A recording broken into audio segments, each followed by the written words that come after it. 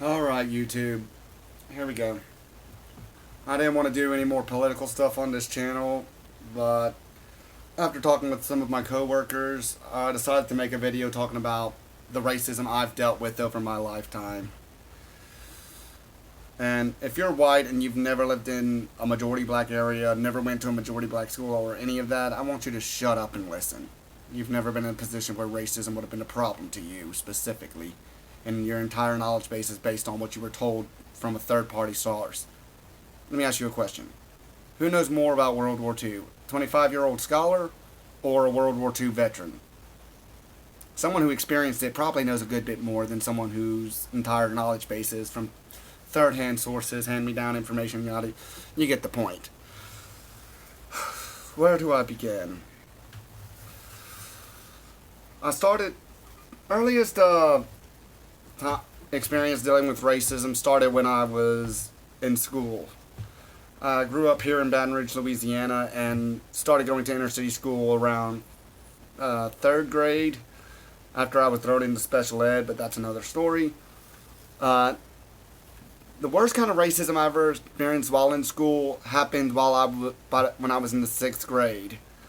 Group of kids used to target me out because I was mentally ill and white and pathetic because I was always hopped up on Adderall. I never had an appetite. I never did anything to work out or stay in shape.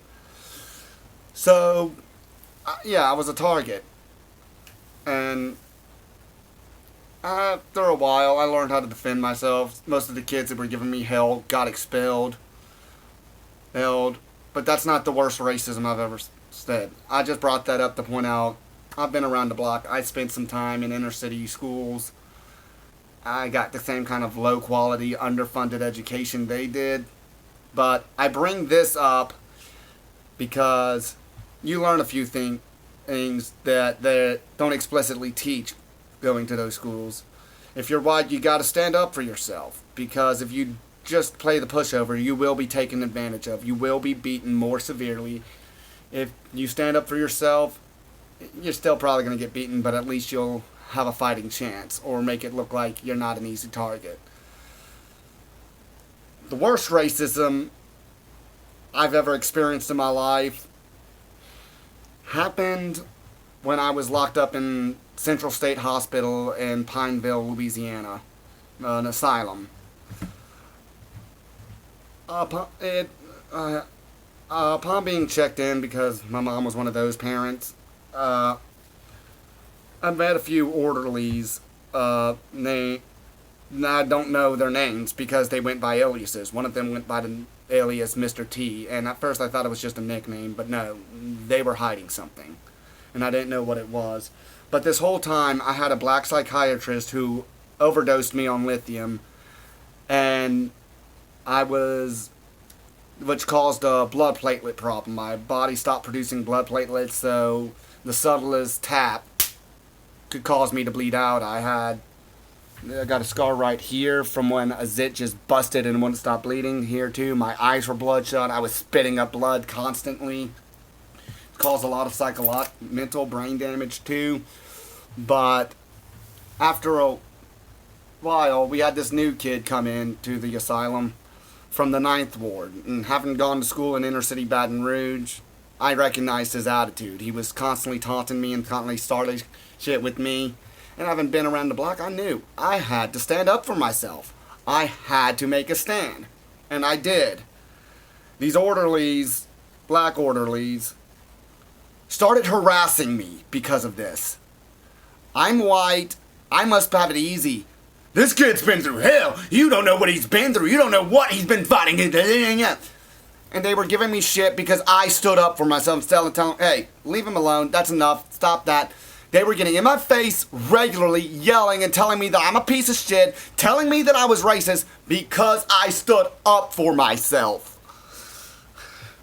It got to the point where between being overdosed on lithium and this harassment, I got really suicidal.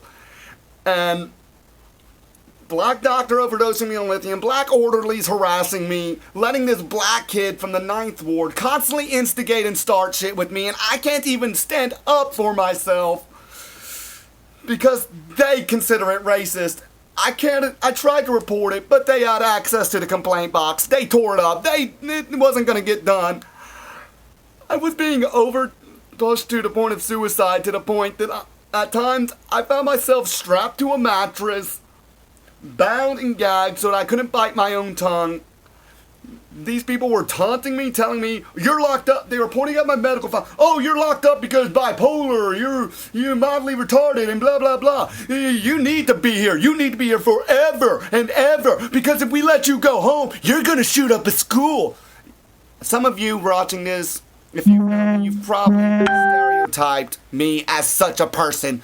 Don't fucking talk to me like I don't know what it's like to be harassed and stereotyped. It's been happening my whole life. I've had people tell me that I was going to go on a shooting rampage. Never did. Never had any intention to hurt anyone, kill anyone except myself. And I wanted to die while locked up in this place, and they knew it. But they would taunt me. It's like, "Oh, you're suicidal. You're going to go to hell for eternity. Suicide's unforgivable. And it's not gonna like we're going to let you kill you." No, it's our job to keep you alive until you die. They put me through this hell.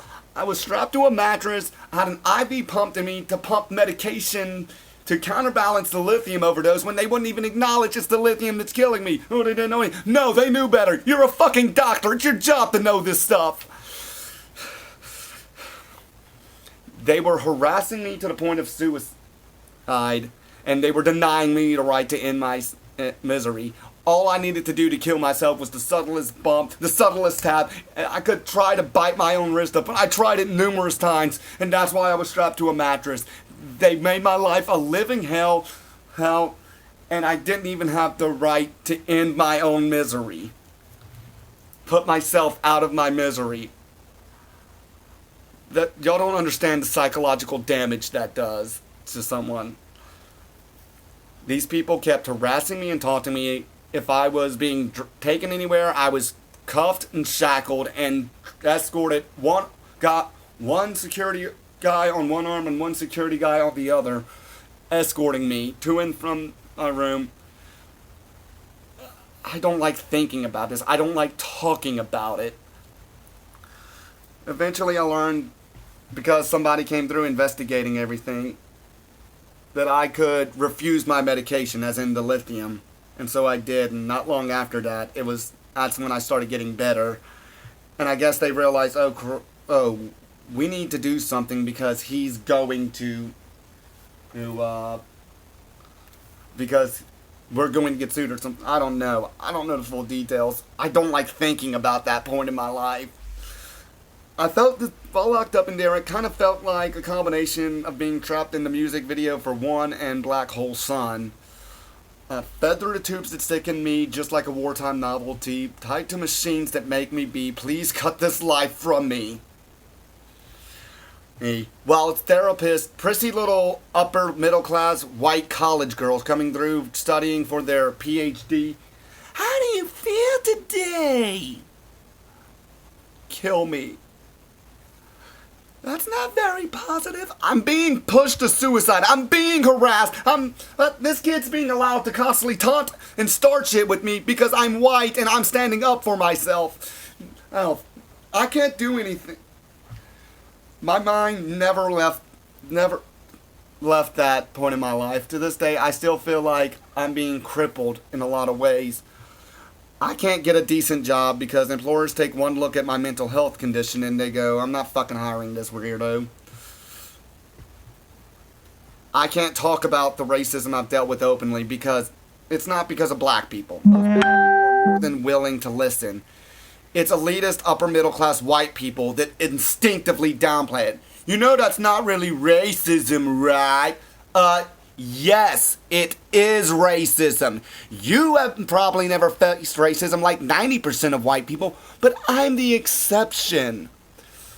For fuck's sakes, this isn't Jim Crow America. Racism is not that one-sided anymore. Why is it such a controversial suggestion that maybe we should start holding black people to the same standard? Maybe if it's racist for white people, it's also racist for black people. Why is this so controversial to say? I'm stuck living in a lot of the same neighborhoods. I'm stuck in a lot of the same dead-end jobs, and I don't know what's left for me. recent years, I don't think that I'm ever going to be able to overcome what I've been through. And frankly, I just want to die and forget my life ever happened. Honestly, I kind of wish I wasn't white. Not because I think being black would fix all my problems, but because at least black people are being heard. Look through your Facebook. How many hashtag BLMs? How many white people with the blacked out Facebook's uh, uh, face background photo? How many people aren't ignoring the black people, but they're ignoring white people like me because it's not the racism they were taught about. I am sick of dogmatic elitist white people who need everything spoon-fed to them in a classroom for them to understand it. You don't want to say, don't listen to Terry Crews, listen if you're not going to listen to this black professor. My problem with that black professor is that he claims that he can't be racist because he is black. And even when you look up the definition and show him, hey, racism is doesn't say anything about only the majority. It says antagonism, prejudice, or discrimination directed at somebody based on the belief that one's own race is superior. Black people are more than capable of being racist. When a black professor says, I can't be racist, but I can be prejudiced, he's fucking racist. And he's abusing his position in academia to incite racism. And this needs to be called out for what it is. I want to get it. What y'all mean is you don't want me to listen to black people that have a similar perspective to me, that understand my perspective and are willing to preach it. What you're saying is that I need to listen to black people who have taught you everything you know about racism. When I vent about racism, it seems the only people reaching out are black people, because black people get it in a way most white people never will. Most white people will never face racism. I am sick of all you elitist snobs telling me to get over it, but then citing slavery. I'm not sure who needs to hear this, but racist black people specifically, tend to bring up slavery as an excuse to justify their ignorance. I'm not saying you can't complain about slavery. I'm saying don't use it as an excuse to be a dick to me. That's all I'm saying. That's not racism. You say calling out racism isn't racism. Stop calling me racist then! I'm not trying to stereotype all black people as ignorant. I'm trying to call out ignorance among black people. The only people that seem to be reaching out to me in support are my black friends, and I thank y'all. I mean, even the kids that used to give me hell in middle school, I've reconnected with a few of them. They've grown out of it. They've been reaching out to me more than the white people that as a kid, I would have thought would have been my ally, but they're not my allies. I don't know what I'm going to do with my life. I'm not even sure if I'm going to live to see the end of this year. Because this culture that I was born into seems to be more and more hostile towards me every year, and I don't know where it's going to end. I don't know what's left for me. I don't know what I'm going to end up with. I'm trying to raise awareness that racism is not so one-sided anymore, and I'm being called a racist for doing it. I try to say that you're not so much anti-racist, you're anti-white supremacy, and y'all take it as a defense of white supremacy. For fuck's sakes, I have Jewish ancestry. I still fuck with my Jewish relatives. An actual white supremacist would want me dead. Why can't... I am sick of these dogmatic, elitist white people. I don't know what's left for me. I don't know if I'm ever going to overcome what I've been through. And I'm hoping that maybe releasing this, even if I do myself in, somebody will hear it and understand some things need to change. This isn't what it was back in the day. Terry Crews is right. If we don't work together, all we're going to end up with a different kind of racism that we're not talking about. And I'm ready to just put a bullet in my head and forget my life ever happened.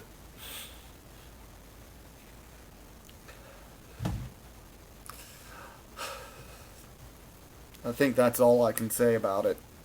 Peace out.